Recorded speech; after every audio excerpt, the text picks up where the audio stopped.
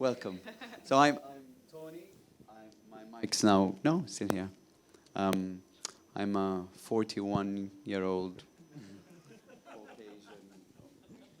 Caucasian, bald man with beard and white hair. And I also have... Oh, do it. I am also processing a lot of this. And I had... Shall we go with one? Because this seems to be playing up.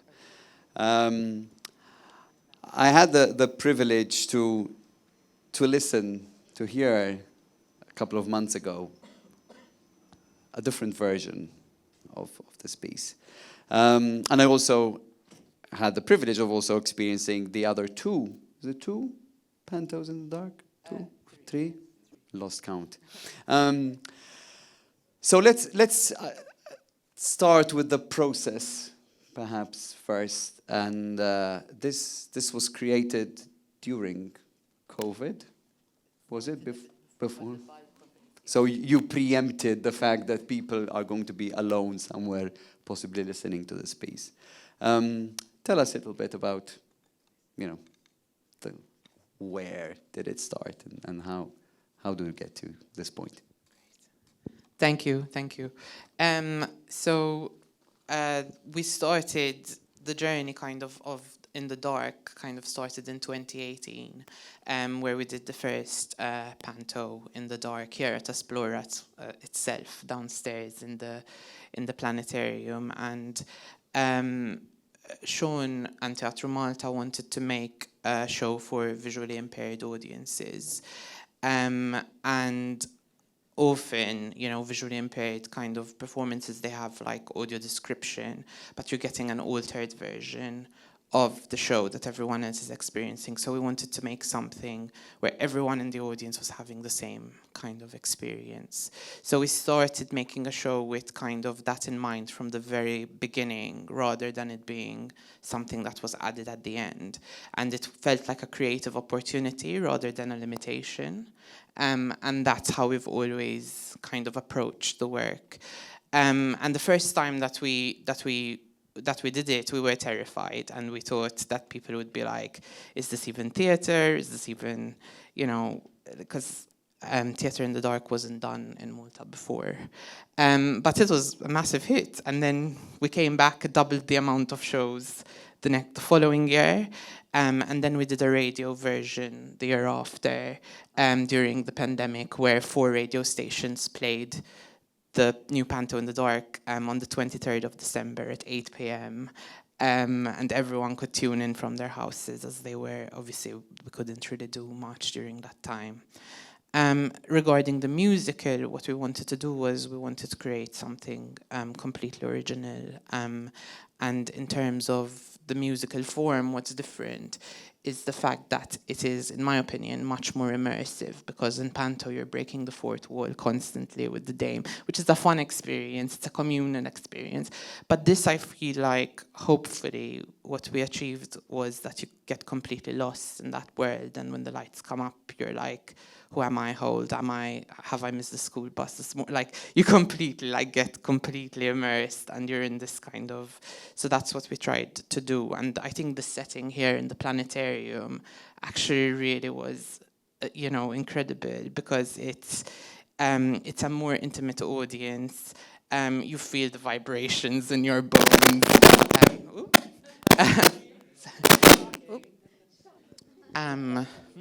And I think in terms of story, I think the pandemic also really shaped where we went with it, because basically what I was seeing, you had, numbers on television and statistics, and people became numbers. And I think what we wanted to do was we wanted to celebrate such a young life and the impact and the ripples that a life leaves on so many people. Even in such a short life. And to me, celebrating a life was kind of a rebellion against just like politicians being like, yes, let the numbers pile high, like Boris Johnson in the UK and stuff. And for me, it was like this, let's like celebrate a life to its fullest. here and think about kind of death in a way where, you know, the firefly at the end, you know, it will always be there in aura, because in the memories of people, in the memory, in how we, you know, in the little kind gestures that, you know, we are to each other, we can make such a difference. So yeah, I think that's. Yeah. Maybe you can tell us a bit more about your collaboration with Marta and Logan, how that worked out in terms of, because this was also during COVID, no? Yes, yeah. Yes. So yes, this was meant to premiere ages ago, but we ended up we had an R&D in January 2021, where, sorry? Over Zoom, yeah. So Will and Jake were on Zoom, and we completely kind of made the show in this crazy world. And, you know, 2 days into rehearsals, someone had to isolate. So then all of us ended up on Zoom making this. And, you know, I didn't meet Jake until a week ago in person. So yeah, it's been a journey. It's been a real journey. And the fact that this is happening today is, you know, incredible, because it's been hard, like, and so many shows kind of, you know, didn't happen or died during, and the fact that, you know, we're here and we're doing this as part of Europe, right, as well, it's just, you know, so emotional and just incredible. And in terms of our collaboration with Luke, we wanted to work obviously with a composer that we knew would do a fantastic and beautiful job, and we also wanted a kind of Disney kind of feel as well, which I think he really, really brought to this. There's something about Luke's kind of writing and his lyrics which have this like whimsy and this sense of adventure, and it felt like the perfect setting for Aura. Matt, this is your time to tell us all the technical stuff about it. No, so it sounded like, you know, it sounded great, and it is kind of 100% of the experience depends on. Well, that's really not fair. It's as if like the actors didn't do anything. I'll get back to you later, okay? No, but kind of, you know, if I just have my and how important in terms of from a technical, the layers of sound. No, there were moments where I thought that so many things were happening around me, and it's probably the most important thing, whereby all of us created our own aura. No, all of us have our different versions, different colors, different images, different feelings, and it's exclusively based on, as an output, the sound. Thank you, Tony. Yeah, there was a lot of work involved. First of all, I was involved in the R&D as well, and I worked with Luke to create the arrangements that you heard today for the tracks. So it wasn't just sound design. I was involved in that, and hopefully it will be a long collaboration with Luke, because we I felt like we worked really well together. So we started by creating that sort of Disney-esque feeling that Vikesh mentioned through the songs. With the sound design, there's a lot of attention to detail. I would say that because of the way we did the R&D, when we found out that one of us had to isolate, we decided to change the format of how we were going to do the R&D and switch to creating a recorded version of the show. So that put me in my music producer brain, and that because that's my world. I work in recording studios and produce pop music usually. So it put me into that brain, and it made me realize that there's a lot of possibilities of what can be done.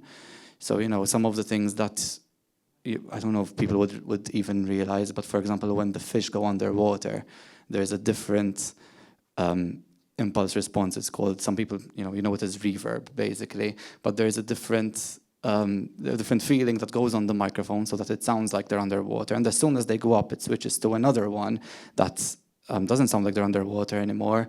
So that allowed me to paint so many pictures.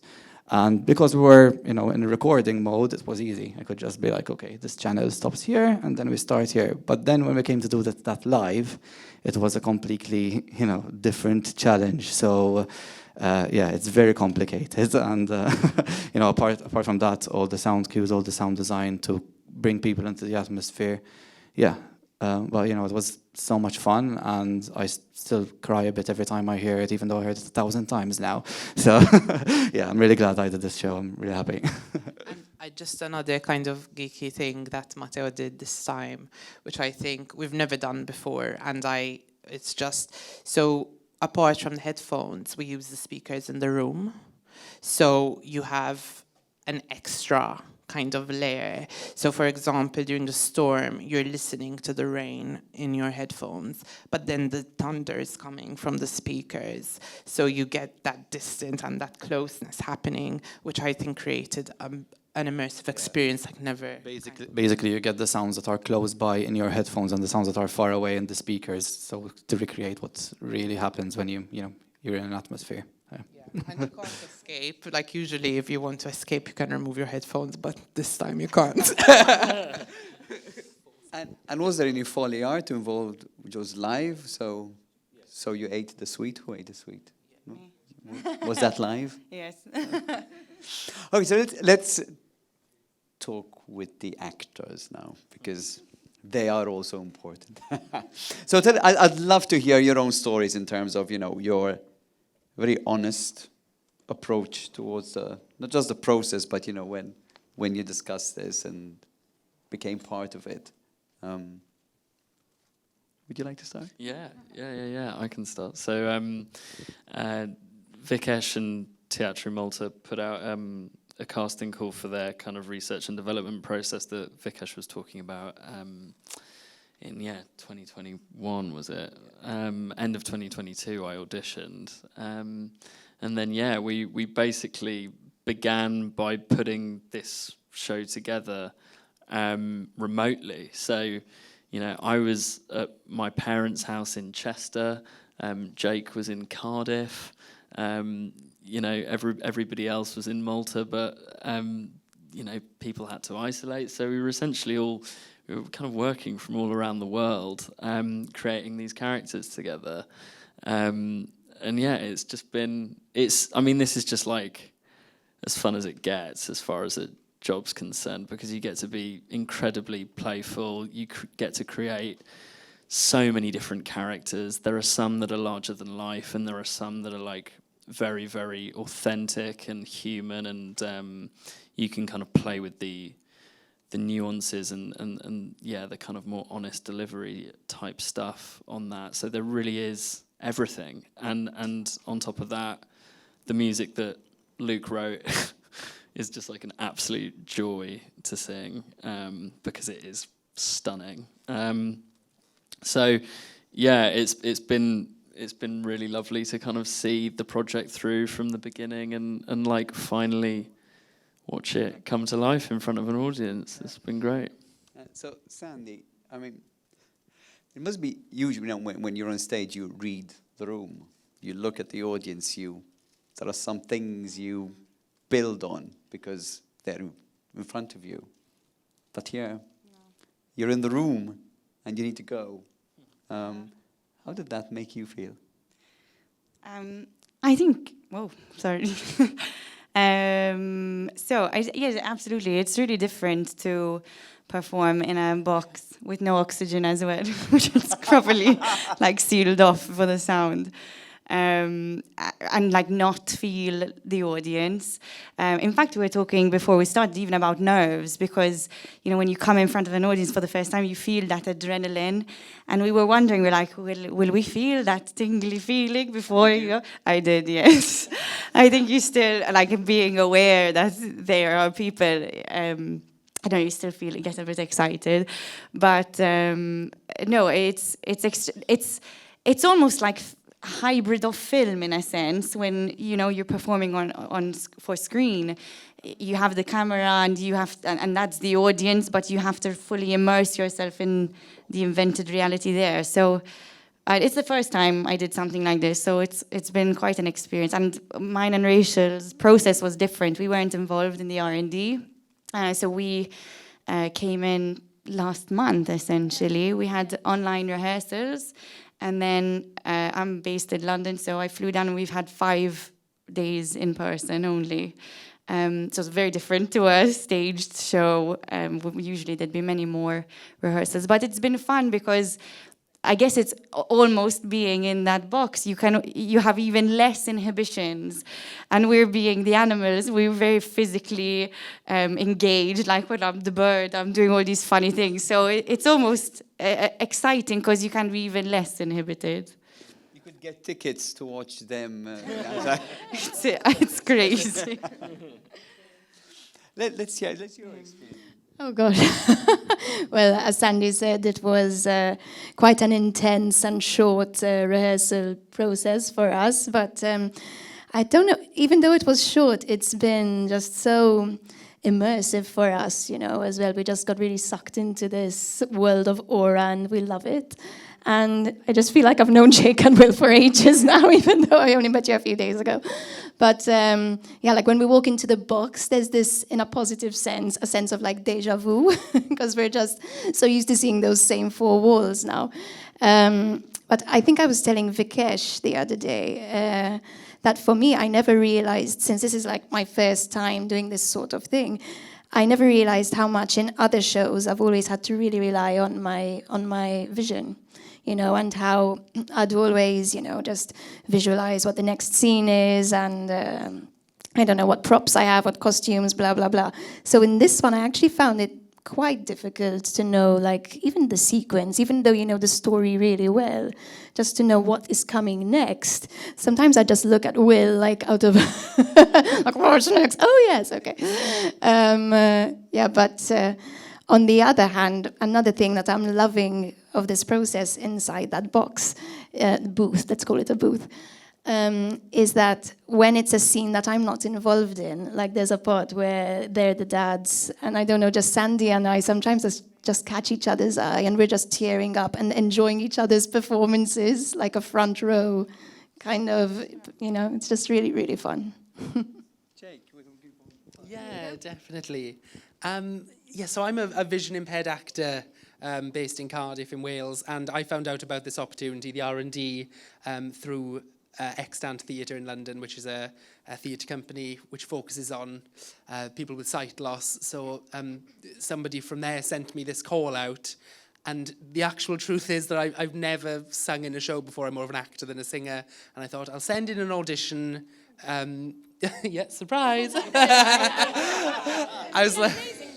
I thought I'll send in an audition, even if it's just for the practice, and classic in those situations, got the job. And we did the R&D, I think it was like the first few weeks of January, wasn't it? And I was so nervous, and we were planned to come to Malta to do it, but then obviously another round of COVID hit, so I ended up doing it from my spare room, which was a bit of a downgrade from being in Malta. But it really worked in my favour doing it on Zoom, because we'd practice in the morning, and then I could go off in my own house in the afternoon and just be like, oh no, can I sing? And rehearse it. So really worked for me. But I think at the end of that week, we had created this entire musical, and it was such a great example of absolute commitment and teamwork. I mean, especially Matteo mixing the entire thing from these Zoom recordings. I mean, we've all been on Zoom, and we know how terrible that can be, but that recording that we've got of that version is so listenable. You'd never say we weren't in the room together. But then it finished, and I thought, are we ever going to do this again? Am I ever going to meet these people? And then, a year or two later, finally got the email from Teatru Malta that it's happening again. And when you're offered to do a Disney-esque musical in Malta during Euro Pride, well, you just say yes. So, yeah. And it's been such an amazing experience being visually impaired myself. I'm devastated I can't be in here watching the show as well, or listening to the show, because, having something that's designed for sight-impaired people organically is just such a rare thing that you don't get that often. Yesterday, I asked Vikesh, I said, why are we going to be bowing in the dark because all of our descriptions are being read out? And he was like, no, you'll be in the light, but what about the visually impaired people? And I was like, oh, of course, yeah, we do exist, don't we? A lot of people don't think we do. So yeah, it's been amazing, and performing in the booth with the gang. It's hilarious to watch. If you could buy tickets to watch us in the booth, I genuinely would. Yeah, we have a great time, and I love the show. It's really good being a fangirl of the thing that you're involved with, and that's me. I'll be listening to this for a while in the car. Very neat. So, of course, your look says it all. Do they misbehave in that booth? No, I'd love to hear your own experience, because you've been involved on numerous arts projects, and you're a composer yourself. And you're in kind of the same performance space with everyone, and you're also what you perform is also a character in a way. So tell us a little bit about your thoughts about the piece and your own process here. Yeah, I know you all want that glass of wine, so I'll keep it short. It's been interesting playing someone else's music, just because lately I've been more on the reverse end. It's been an absolute joy performing Luke's beautiful work, along with the stunning arrangements by Matteo. Yes, it was a very interesting project for me, because I don't often get to work so closely around actors, so it was very, very interesting to see the process and see how they all engage, in a very intimate space, I might add. I was, of course, outside of the booth. Not of course, but that was me outside, sort of watching them kind of like zoo animals in a way. Sorry. We have a window. They behaved. But it was interesting to see the cues they give each other sometimes, and they're having to think of so many things, like placing themselves at different angles on the mics and all that. So it's been a learning experience for me, a very positive one. What was your question? Thank you. We have another 10 minutes left, so if there are any burning questions, please do flag them up. Because if not, I'll continue, and we can stay here for a very long time. A final round about the characters. Let's focus a bit on the, put our lens on the characters and the story and the emotions and the roller coaster ride you all took us on. I'd love to hear, you play different characters, but is there a favorite character? Is there one which, you included, Vikesh? You can start. I'm of the characters that I play, my favourite character to play is Imfi. It's got to be, just because, how often do you get to play Imfassla? Do you know what I mean? He's just so lovely, and the relationship he has with Lou, and guiding her through that is wonderful. But I think in terms of honourable mentions, it's got to be McFlyer. Because San's voice for that, that choice is inspired. So yeah.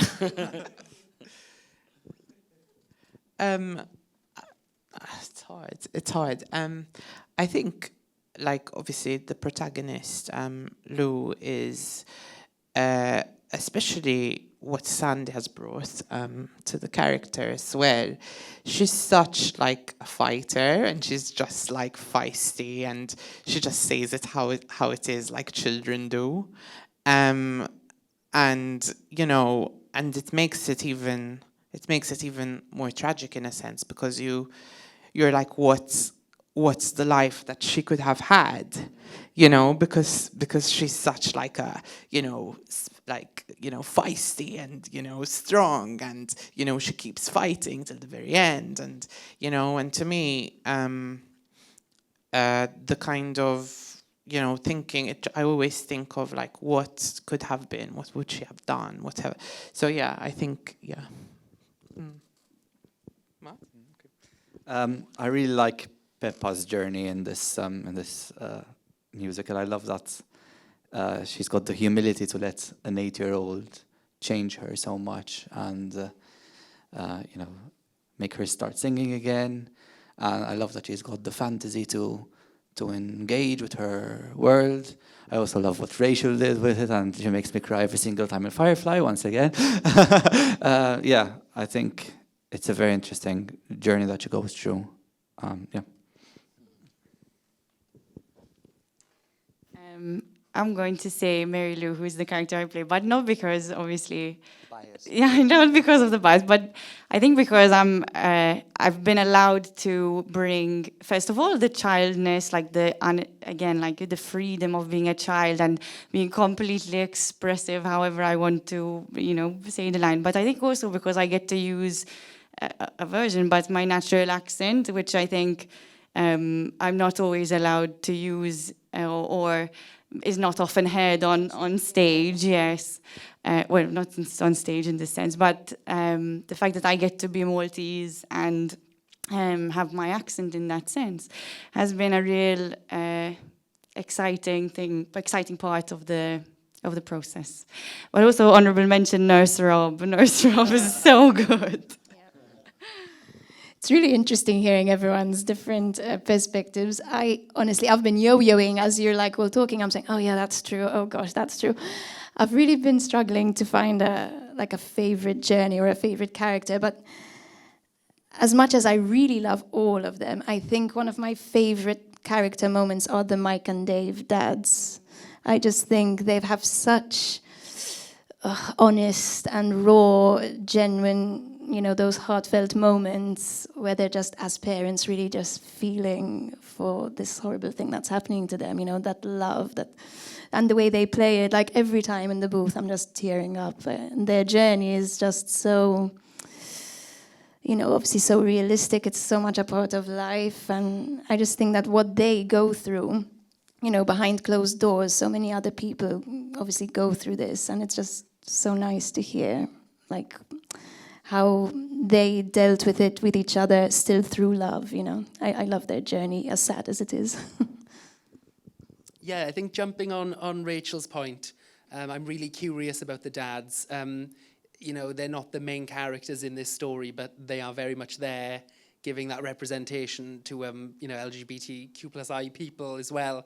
And that's always been the case for this show. Those dads have always been a character, and it's so nice that they are just organically there. And, you know, it doesn't need to be explored sometimes. And I think this piece does it so well of, you know, show rather than tell in that way. It's just there, and it's lovely to have. But he's definitely not my favourite character to play because he's very sad, bless him. The jellyfish have got to win it for me. I want to go partying with those two 100%. I really can't pick, I'm sorry. But I did really enjoy the rapport between Peppa and Mary Lou and the dads. I mean, I really can't pick, but I have to pick something, do I? I suppose Aura is a character in itself, and I love what all the characters bring in, you know, to the mix. So I'm going to, you know, do a cheat answer here and say that Aura is my favorite character, because it does become a character as well. And everyone here did everything so amazingly well. I'm very impressed. Will had 3 lines as Nurse Tooley, which I think is an honourable mention. I have to say, though, as well, I think one of my favorite bits, comedy-wise, is when McFlyer is just in my face like this at a point with that accent. I love it. I think she's the best, like, comedy moment, definitely. Can we have an encore of that? Yes, please. Wait, it's just, you got to talk like this, and it's at the back of your throat, but I'm going to spit everywhere, but you got to talk like this to be McFlyer.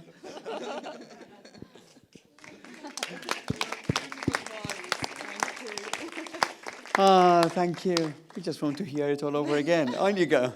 Do we Oh, it is time for that glass of wine. But if there's any burning question, please, anyone? No? So, if I may, I want to bring it back to the fact that this is also part of this crazy week called Europride. And the fact that, as Jake said, you know, the dads are there, but it's not really about them. You know, yet at the same time, there are so many layers there we can unpack on the hate we hear, we read every single day about whether two dads can raise a family, two mothers, one father, one mother. What is the so-called thing of a family unit? And I think this can also help us really reflect a little bit more that, you know, stories and emotions are, and humans are universal, and, you know, love is love. But so I do encourage, and I really want to thank Sean and Teatru Malta for even integrating this, because this kind of work doesn't really need pride to exist, and actually didn't exist because of pride. But the fact that we can continue developing these works and these stories, and make, you know, and the fact that I'd love to hear what kids say about this. Know that we don't actually need to challenge why. Why are they two dads? Why are they two mums? Why is it their dads and their mums, and that's it? So there are more shows. There are how many days? 4 more days, 8 more shows. Get those phones, spread the word, bring that audience, and happy Pride. Thank you.